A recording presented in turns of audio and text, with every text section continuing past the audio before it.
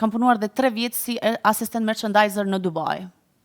Dhe kam veshur ato gratë që nuk kishin të drejtë me shku në për dyqane, me ble tesha, i thoni ju, ne i themi roba, dhe shkoja i merja roba të shtrenjta dhe ju aqoja në shtëpi. Një sekundë, që ke qenë në Dubai, ke punuar 3 vite? 3 vite.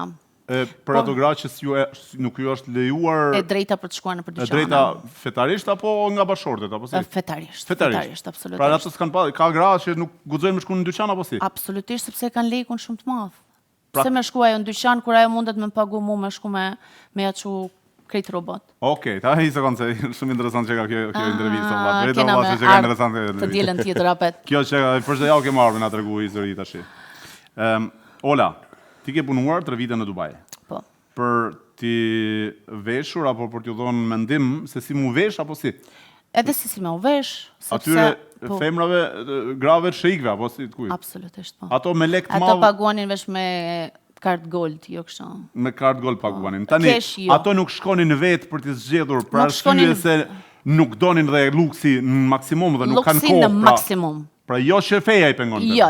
Pra se fetarisht mendova mos feja janë nga ato që si japin dorën e nuk... Jo, absolutisht, shifa. Ka diçka, domethënë që ato ishin multimiliardera. Haj.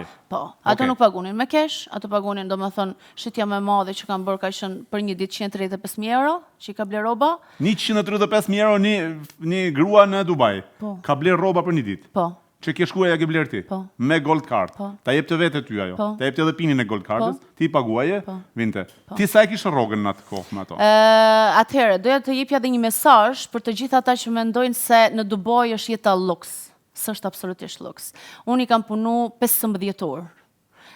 Kontratën e firmosje për 9 orë, dhe në moment që firmosje kontratën, sepse ky është realiteti edhe pse shumica nuk e pranojnë, firmosje kontratën dhe të merrnin pasaportën.